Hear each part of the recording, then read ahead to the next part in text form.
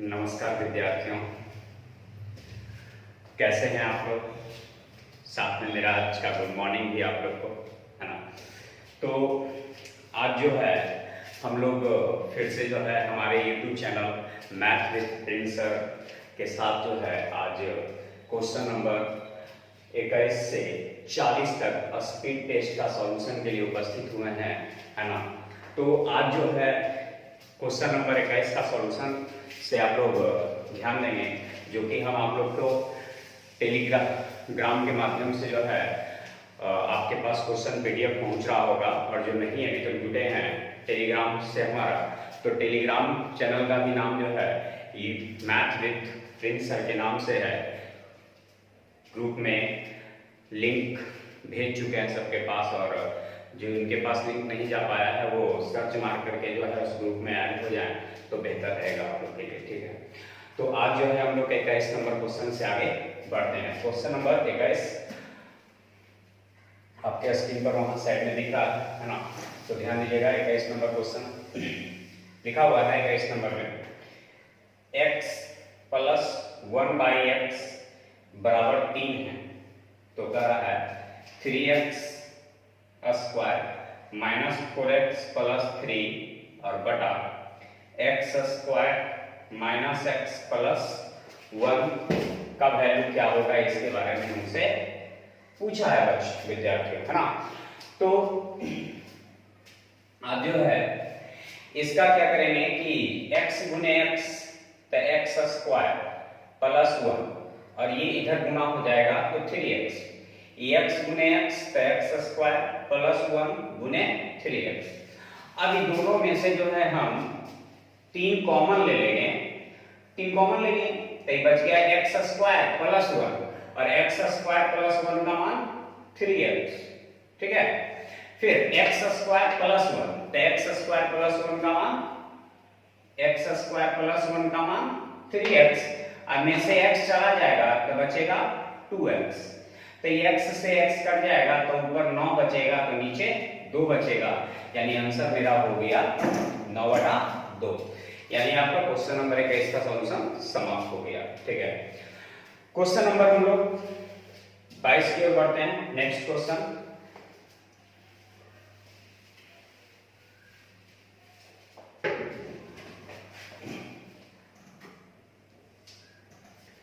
Question number 22 आपका कह रहा है कि 4,7 और -1, -5 के बीच की दूरी ज्ञात करें, यानी डिस्टेंस फार्मूला। तो डिस्टेंस फार्मूला से आप लोग को जो है इसको हल करना है, तो डिस्टेंस फार्मूला के बारे में आप लोग को नॉलेज होगा। तो हम लोग करते हैं x2 - x1 का whole square plus y2 - y1 का होल स्क्वायर, ठीक है। इसको कहते हैं x1, इसको कहते हैं y1, इसको कहते हैं x2, इसको कहते हैं y2, ठीक है।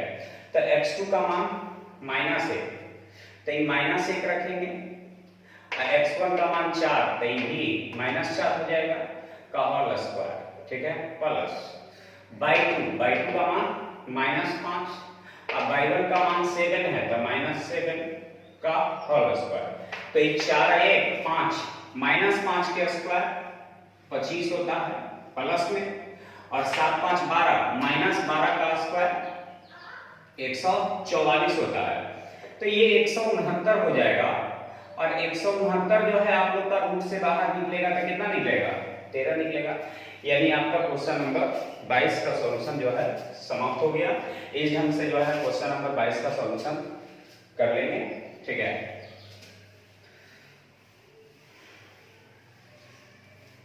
चलिए नेक्स्ट क्वेश्चन 23 नंबर।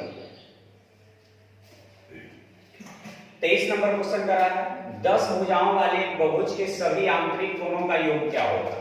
तो किसी भी बहुभुज के आंतरिक कोणों का योग निकालना हो तो 2m - 4 into 90 डिग्री, ठीक है। तो 10 भुजा है तो 10 दूनी 20, तो 2 गुने 10 -4 और गुने 90, करा है 10 भुजा का मतलब n बराबर कितना 10, n बराबर 10, ठीक है, n बराबर 10 भुजा है तो n बराबर 10 लेंगे, 15 भुजा है तो n बराबर 15 लेंगे। तो 10 दूनी 20 में से 4 गया तो 16, 16 में 44 से यानी 1440 डिग्री हो गया। यानी क्वेश्चन नंबर 23 का सॉल्यूशन आपका समाप्त हो गया, ठीक है। क्वेश्चन नंबर 24 में आते हैं। नेक्स्ट क्वेश्चन लिखा हुआ है tan square a into sine square a, ठीक है, किसके बराबर होगा? सबसे पहले tan स्क्वायर a इंटू इस साइन स्क्वायर a को लिख सकते हैं 1 माइनस कॉस स्क्वायर, ठीक है। अब इसको गुना करेंगे तो tan स्क्वायर a माइनस इसको गुना करेंगे तो tan स्क्वायर a, अब गुने कॉस स्क्वायर a, तो tan square a minus tan को आप लिख सकते हैं साइन स्क्वायर a बटे कॉस स्क्वायर a गुने कॉस स्क्वायर a, तो दोनों कट जाएगा, ठीक है। तो बच जाएगा tan square a minus sine square a। ये आपका क्वेश्चन नंबर 24 का सॉल्यूशन समाप्त हो गया। यानी इस ढंग से जो है क्वेश्चन का सॉल्यूशन करते जाएंगे, है ना। यदि आप लोग को वीडियो पसंद आ रहा हो यानी क्लास का जो सॉल्यूशन है पसंद आ रहा है तो लाइक करना ना भूलें, है ना। लाइक करेंगे तभी हमें पता चलेगा कि यदि हम सॉल्यूशन आप लोग को बेहतर दे पा रहे हैं। यदि आप लोग लाइक नहीं करते हैं तो फिर जो है मनोबल उससे जो है गिरता लगता है विद्यार्थियों को जो है सॉल्यूशन पसंद नहीं आ रहा है। इसलिए मेरा मनोबल बढ़ेगा तो जो है आप लोग और बेहतर जो है सॉल्यूशन को कोशिश करेंगे कि दें, है ना। इसलिए लाइक करना ना भूलें वीडियो पसंद आ रहा हो तो, और उसके साथ साथ सॉल्यूशन में अच्छा लग रहा है तो सब्सक्राइब करना ना भूलें, और सब्सक्राइब के साथ साथ जो है बेल आइकन का बटन जरूर दबाएं, है ना, जिससे कि हर एक तरह का वीडियो आप लोग को अपलोड होता रहे यानी मिलता रहे, नोटिफिकेशन मिलता रहे, है ना। Question number next 25। तो परिभाषा है उस बिंदु को क्या कहते हैं जिस पर एक त्रिभुज की तीनों भुजाएं माध्यिकाएं मिलती हैं। जैसे त्रिभुज है, ये त्रिभुज है, त्रिभुज की तीनों माध्यिकाएं, तो माध्यिका कहते किसे हैं? तो त्रिभुज की भुजा के मध्य बिंदु से उसकी सम्मुख शीर्ष को मिलाने वाली रेखा को माध्यिका कहते हैं।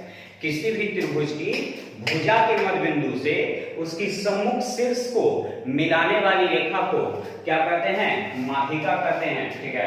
अब माध्यिका जो होता है त्रिभुज में 3 होता है, माध्यिका त्रिभुज में 3 होता है, और तीनों माध्यिकाओं के प्रतिच्छेद बिंदु को केंद्रक कहते हैं। क्या कहते हैं? केंद्रक कहते हैं। फिर से, किसी भी त्रिभुज की भुजा के मध्य बिंदु से उसके सम्मुख शीर्ष को मिलाने वाली रेखा को माध्यिका कहते हैं। माध्यिकाओं का प्रतिच्छेद बिंदु जो होता है केंद्रक कहलाता है। माध्यिका त्रिभुज में अधिक से अधिक 3 हो सकते हैं, और माध्यिकाएं हमेशा त्रिभुज के अंदर होती हैं, ठीक है। क्यों? क्योंकि न्यून कोण हो या अधिक कोण हो या समकोण हो, सभी त्रिभुजों में माध्यिका हमेशा त्रिभुज के अंदर होती है, ठीक है। और ये केंद्रक जो होता है माध्यिका को 2:1 के अनुपात में विभाजित करता है, और जिस बिंदु पर मिलती हैं उस बिंदु को केंद्रक के नाम से जाना जाता है। तो यही आपका प्रश्न था, कह रहा था कि उस बिंदु को क्या कहते हैं जिस पर एक त्रिभुज की तीनों माध्यिकाएं मिलती हैं, तो उस बिंदु को हम लोग केंद्रक के नाम से जानते हैं, ठीक है। अगला क्वेश्चन नेक्स्ट 26 नंबर करा है एक वृत्त की जीवा, एक वृत्त है कि जीवा AB को विस्तृत करने पर वह वृत्त के स्पर्श ज्या के साथ बिंदु P पर मिलते हैं। ये एक वृत्त है, ठीक है, ये एक वृत्त है और वृत्त की एक जीवा है, ठीक है। और करा है PT एक स्पर्श रेखा, ठीक है, PT एक स्पर्श रेखा है, तो यहां पर मान लिया t है, यहां पर p है, ठीक है।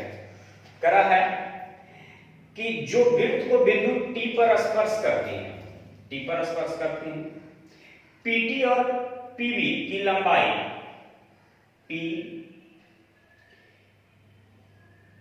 b यहां a भी एक जीवा है ना, इसको बाहर तक बढ़ा दिए हैं, ठीक है।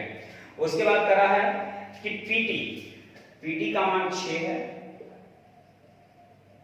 और pb का मान 4 है, pb का मान 4 है, ठीक है। तो pa की लंबाई क्या होगी, इस पूरे की लंबाई क्या होगी, तो मान लेते हैं x होगा, ठीक है। एक परिभाषा में याद रखेंगे, एक फॉर्मूला होता है कि वृत्त की एक स्पर्श रेखा हो और एक छेदक रेखा हो, ठीक है। तो pt पर बराबर pa इंटू pb के गुणनफल के बराबर होता है, ठीक है। फिर से, वृत्त की एक स्पर्श रेखा हो और एक छेदक रेखा हो, तो pt स्पर्श रेखा पर बराबर pa और pb के गुणनफल के बराबर होता है।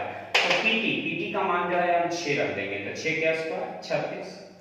pa का मान मालूम नहीं है तो x रख दिए। अब pb का मान 4 है, तो 4 नमा 36, इसीलिए x बराबर जो है विद्यार्थियों हो गया कितना, 9, ठीक है। तो समझ में आ रहा है ना। तो चलिए, और सॉल्यूशन करते समय कॉपी और कलम साथ में रखें, है ना। क्वेश्चन आपके साइड बोर्ड पे दिख रहा ही है ना, उसको ध्यान पूर्वक देखते रहे। ऐसे क्वेश्चन आप लोग पे जो है टेलीग्राम चैनल पर हम जो है डाल चुके हैं। आप लोग यदि उससे नहीं जुड़े हैं तो जल्द ही जुड़ जाएं, है ना, बेहतर रहेगा आप लोग के लिए। नेक्स्ट क्वेश्चन, क्वेश्चन नंबर 27 करा है कि त्रिभुज PQR में दो बिंदु PQR में दो बिंदु L और M, L और M, ठीक है। LM जो है समानांतर है QR के, यानी ये दोनों समानांतर रेखा है। समानांतर रेखा का मतलब जानते होंगे, वैसी दो रेखाएं जिनके बीच की दूरियां हमेशा समान होता है, वैसी रेखा को हम लोग समानांतर रेखा के नाम से जानते हैं। दो सरल रेखाओं के बीच की दूरियां हमेशा समान हो तो वैसी रेखा को हम समानांतर रेखा के नाम से जानते हैं, है ना। क्लियर। अब करा कि PL का मान 2 है, LQ का मान जो है 6 है, PM का मान जो है 1.5 है, तो MR का मान क्या होगा, ठीक है। हम लोग जो है कह सकते हैं कि ये एक त्रिभुज ये हो गया और एक त्रिभुज बड़ा वाला हो गया, ठीक है। तो ये समरूप त्रिभुज है। कहा गया है कि जब दो समानांतर रेखाओं को एक तिर्यक-छेदी रेखा प्रतिच्छेद करे तो संगत कोण समान होते हैं, तो ये दोनों समान। संगत कोण समान होते हैं, तो ये दोनों समान, और ये दोनों में क्या है, उभयनिष्ठ है। तो हम लगाएंगे PL बटा PQ, PM बटा PR।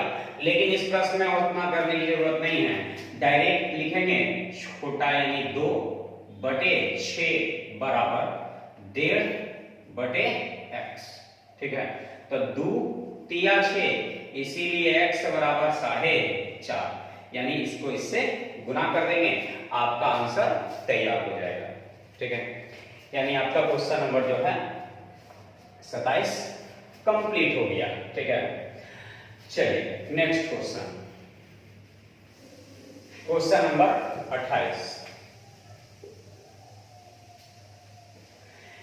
लिखा हुआ है। क्वेश्चन नंबर 28 में cos A plus cos square A बराबर 1, ठीक है।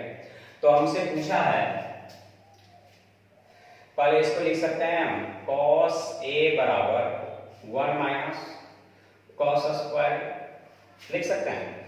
तो cos A बराबर इसको लिख सकते हैं क्या चीज, sin स्क्वायर, यानी cos बराबर sin स्क्वायर। फिर से एक बार, cos a plus cos square a बराबर 1, इसको उधर भेज दिए तो 1 minus cos square, 1 minus cos square को लिख सकते हैं आप sin स्क्वायर a। ठीक है, अब हमसे पूछा है sin square a plus sin पर पावर 4 a का मान क्या होगा। तो sin स्क्वायर a तो ऐसे ही रहने देते हैं,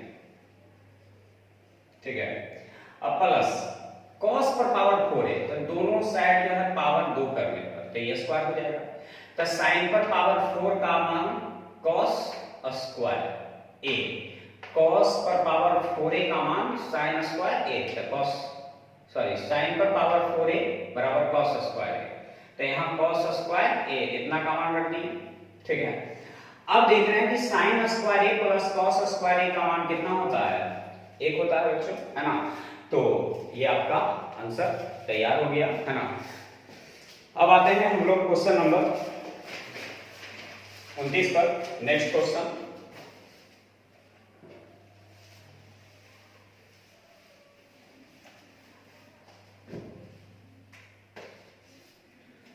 क्वेश्चन नंबर 29 पर लिखा हुआ है tan 80 degree into tan 10 degree plus sin square 70 degree into plus sin square 20 degree. ठीक है, का मान क्या होगा। सबसे पहले देखेंगे tan 80 और tan 10, ठीक है, दोनों मिलकर के 90, तो जब गुना में रहे तो इसका मान 1 होता है। ठीक है, sin स्क्वायर 70 और sin स्क्वायर 20 दोनों जोड़ करके 90 हो तो इन दोनों का मान भी 1 होता है। तो 1 प्लस 1 बराबर 2। इसका डीपली यदि देखना है तो इसको 80 इंटू tan 10, क्या tan 80 को लिख सकते हैं cot 10 degree, tan 90 minus theta बराबर cot थीटा, तो cot 10 इंटू tan 10 को 1 बाई क्या लिख सकते हैं cot 10, तो देखिए तो ये दोनों कट गया तो क्या बच गया 1। तो वही हम इतना न लिख करके डायरेक्ट जो है 80 10 90 गुना के रूप में रहेगा तो उसका मान 1। इस 70 और 20 90 प्लस में रहेगा साइन में तो उसका मान 1, तो 1 प्लस 1 बराबर 2। यानी सिंपल तरीका आपका यही है ना, सबसे फास्ट मेथड आपका है। क्वेश्चन नंबर आपका 29 कंप्लीट हो गया, है ना।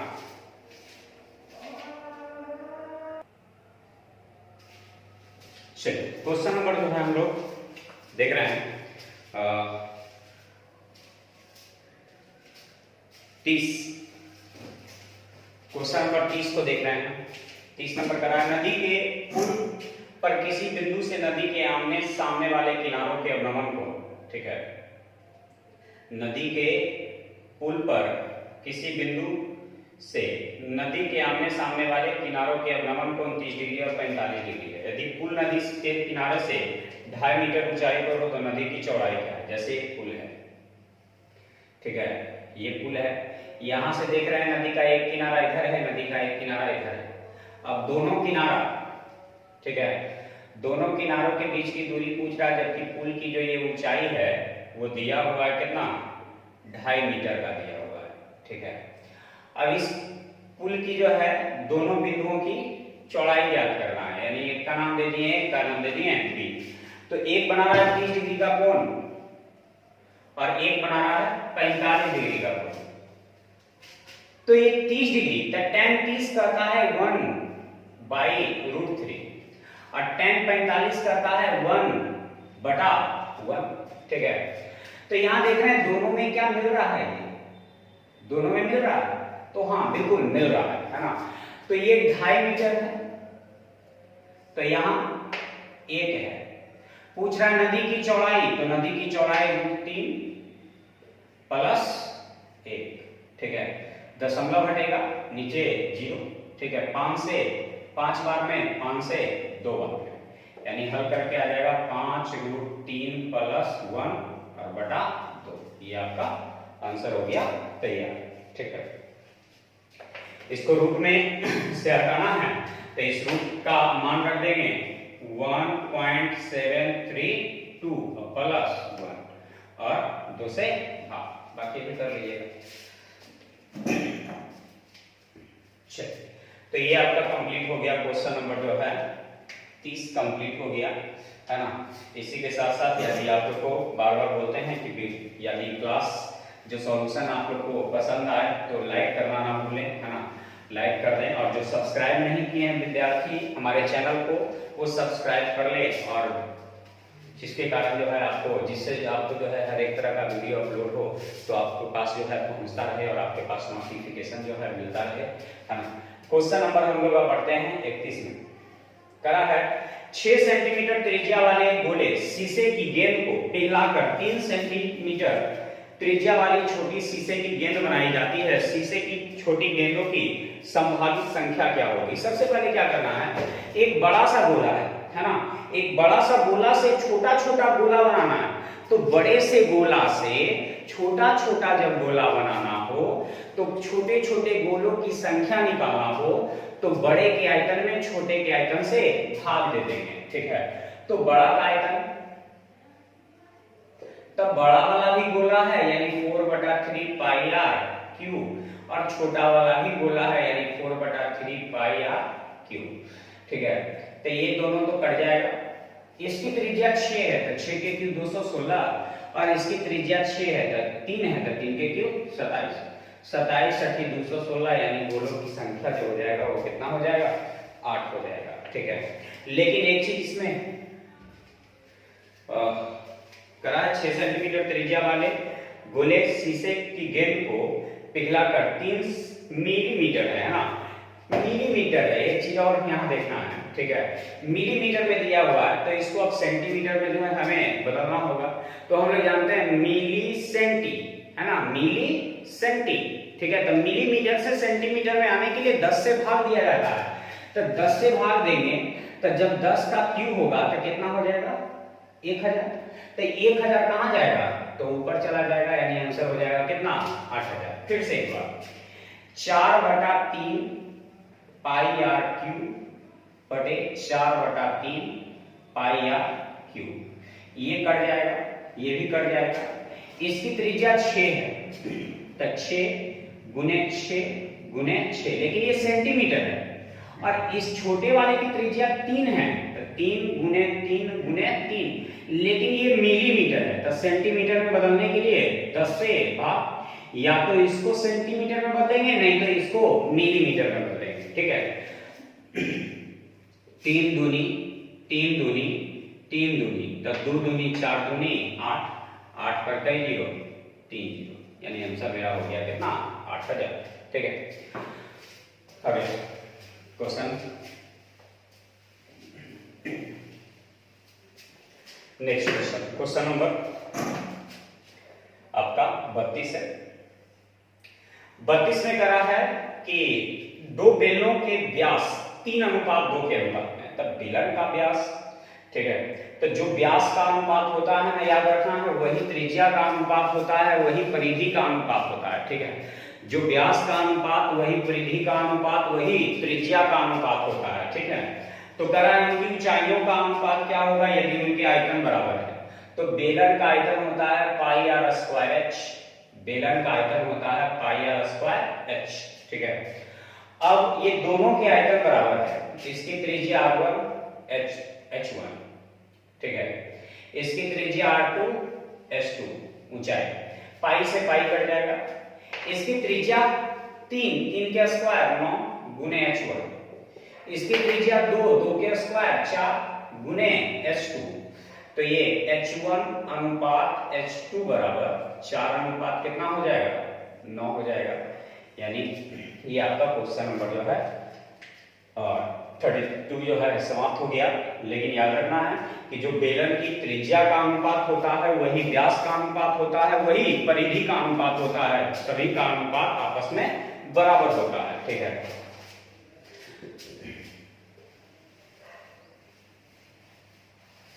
नेक्स्ट क्वेश्चन नंबर 33 करा, एक लंब पिरामिड के तल का क्षेत्रफल 57 यूनिट है और ऊंचाई जो है 10 यूनिट है, ठीक है। तो आयतन क्या होगा? तो पिरामिड का आयतन आप लोग पढ़ते हैं 1/3 गुने आधार का क्षेत्रफल और गुने ऊंचाई, है ना। तो 1/3 गुने आधार का क्षेत्रफल 57 है और ऊंचाई 10 है, तो 3 से कट जाएगा 19 बार में, तो 19 दहा 190। यानी पिरामिड का आयतन जो होता है 1/3 गुने आधार का क्षेत्रफल गुने ऊंचाई। तो आधार का क्षेत्रफल 57 है और ऊंचाई 10 है, यानी काट करके जो है आपका सॉल्यूशन करके आ गया आंसर 190। चलिए नेक्स्ट क्वेश्चन नंबर 34 नंबर। एक वृत्त की त्रिज्या को 27% बढ़ा दिया गया तो क्षेत्रफल कितना बढ़ेगा? तो वृत्त का क्षेत्रफल होता है पाई आर स्क्वायर, तो स्क्वायर का मतलब आर गुने आर। तो एक भुजा 27 यानी एक त्रिज्या 27% बढ़ा रहे हैं तो दूसरा भी तो 27% बढ़ जाएगा, तो प्लस 27 गुने 27/100। ठीक है, अब ये हल कर लीजिए, तो 27 54 है ना, 27 गुने 27 729 बटे 100, तो बटा 100 का मतलब दशमलव क्या स्थान? 2 स्थान, तो 7 4 11 के 1 5 1 6 यानी 61.29% की वृद्धि हो जाएगा। ठीक है, आगे क्वेश्चन नंबर हम लोग 35 की ओर बढ़ते हैं।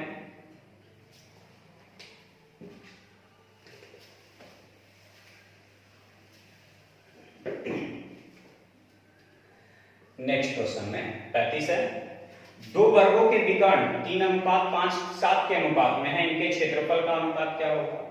तो वर्ग का विकर्ण, ठीक है, तो वर्ग का विकर्ण जो है 3:7 के अनुपात में है, तो इनके क्षेत्रफल का जो अनुपात होगा वो हमसे पूछ रहा है कि किस अनुपात में होगा। ठीक है, तो क्षेत्रफल जो होता है विकर्ण स्क्वायर बटा 2 होता है, विकर्ण स्क्वायर बटा 2 होता है। ठीक है, तो वर्ग का क्षेत्रफल विकर्ण स्क्वायर बटा 2, विकर्ण स्क्वायर बटा 2 कट जाएगा, 3 के स्क्वायर 9 और 7 के स्क्वायर 49, यानी आंसर हो जाएगा 9:49। यानी क्वेश्चन नंबर आपका 35 का सॉल्यूशन समाप्त हो गया है। ठीक है,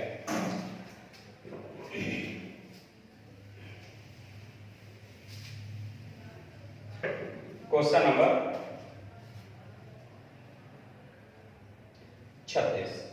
क्वेश्चन नंबर 36 में जो है आपका दिया हुआ है खेल कूद एवं कला। तो खेल कूद में कितना है बताइए? 120 डिग्री, और कला में कितना है? खेल कूद में 120 है।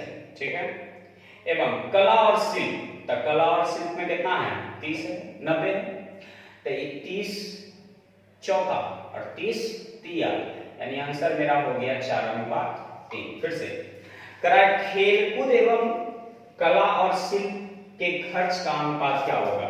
तो खेलकूद का खर्च 120 है और शिल्प और कला का जो खर्च है वो 90 है, तो ये 4:3 हो गया। यानी क्वेश्चन नंबर 37 पे आ गए। किन शीर्षों के खर्च की राशियां समान हैं? तो देखिए 60 डिग्री का कोण किस किस में बन रहा है? तो दोनों में बन रहा है, विज्ञान में और पुस्तकालय में। ठीक है, यानी विज्ञान और पुस्तकालय के राशि, खर्च की राशि जो है क्या है? समान है, वो आपके ग्राफ में दिख रहा होगा, है ना। क्वेश्चन नंबर 38, यानी इसका आंसर हो गया आपका पुस्तकालय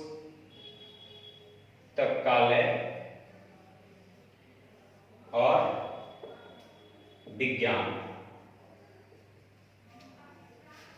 क्वेश्चन नंबर 38, किस शीर्ष पर 25% निधियों का खर्च किया गया? 25% का मतलब हो गया कि पूरा ग्राफ आपका 360 डिग्री का है ना। पूरा ग्राफ कितना है? 360 डिग्री का है, तब कुल हम मानेंगे 100, तो कुल की तुलना कुल से पूछ रहा है 25%, तो 25 से 25 चौका 100, 4 से कई बार 90 बार। तो देखिए 90 डिग्री का ग्राफ किसका बन रहा है? तो 90 डिग्री का ग्राफ जो बन रहा है कला और किसका बन रहा है? शिल्प का। तो कुल 360 होता है डिग्री में और प्रतिशत में होता है 100। तो कुल की तुलना कुल से 25% के बारे में पूछ रहा है, तो 25% के लिए कितना से 90 से। क्वेश्चन नंबर 39 में करा है किस शीर्ष का खर्च अधिकतम है। तो देखिए सबसे ज्यादा खर्च जो है किसका है, तो दिख रहा होगा सबसे ज्यादा खर्च जो है खेलकूद में हो रहा है, नहीं हो रहा है। सबसे ज्यादा जो खर्च हो रहा है वो खेल कूद में हो रहा है। खेल कूद का ग्राफ जो है 120 डिग्री का है, उससे ज्यादा किसी का ग्राफ नहीं है। क्या है, तो नहीं है, ठीक है। 40 नंबर में कुल खर्च का कितना प्रतिशत पुस्तकालय पर खर्च होता है। तो ये देखिए कि पुस्तकालय, इसका 39 का आंसर हो गया क्या चीज, खेल कूद, और 40 का आंसर निकालना है आपको। करा है कुल खर्च का कितना प्रतिशत पुस्तकालय पे खर्च हुआ।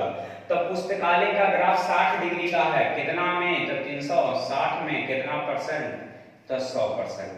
इस 60 से एक बार, 60 से 6 बार, 2 से 3 बार, 2 से 50 बार, यानी आंसर हो गया 16.2/3% है ना। यानी 40 नंबर क्वेश्चन आपका समाप्त हो गया। यानी जो आपका स्पीड टेस्ट फर्स्ट का सेट जो दिए थे उसका पूर्ण रूपेण सॉल्यूशन जो है अब समाप्त हो गया है ना। जो कि आप लोग को डेली 20 क्वेश्चन का सॉल्यूशन आपको मिलेगा। अगला सेट जो है जस्ट इसके सॉल्यूशन के बाद आपके जो है चैनल पर math with Prince sir Telegram channel का नाम है, उस पर जो है अपलोड कर दिया जाएगा। आप लोग वहां से जो है आप प्राप्त कर सकते हैं, है ना, पीडीएफ हमारा। तो सबसे बड़ी बात कि यदि सॉल्यूशन आप लोग को जो है पसंद आ रहा है ना, कमेंट करके जरूर बताएं, है ना, और कमेंट करके बताएं, और साथ में जो है वीडियो को लाइक करना ना भूलें, है ना। लाइक करेंगे तभी तो हमें लगेगा कि हाँ कुछ हम तो आपके लिए बेहतर कर रहे हैं, है ना। घर बैठे जब क्लास हो रहा है तो कुछ तो बढ़िया हो रहा है। और अभी का समय सतर्क रहने का है ना, और घर में रहने का है। तो आप लोग भी सतर्क रहें, घर में रहें, है ना। अपने आप को घर से बाहर निकलने ना दें, और साथ में जो है अपने परिवार को भी सुरक्षित रखें, है ना। ये हम आप लोग से आशा करते हैं कि आप लोग जो है घर में ही रह रहे होंगे, और घर में ही जिस तरह का हो, है ना, मनोरंजन करते रहिए, है ना। बहुत अरसों के बाद जो है इतना लंबा समय के लिए हम लोग को घर में रहने का जो है मौका मिला है। लेकिन जो है घर में कितना देर रहा जाए, मुश्किल तो है, लेकिन मुश्किल है लेकिन नामुमकिन नहीं है, क्योंकि घर में ही हैं तो सुरक्षित हैं, और घर से जैसे ही बाहर जाएंगे तो हम लोग जो है असुरक्षित हो जाते हैं, और साथ में हम लोग नहीं, हमारे परिवार भी सुरक्षित हो जाते हैं। इसलिए, है ना, आप लोग से उम्मीद करते हैं कि घर में ही रहेंगे, है ना। तो आज का क्लास यहीं पर समाप्त होता है, ठीक है। बाकी अगला सेट का सॉल्यूशन कल, ठीक है, बाय।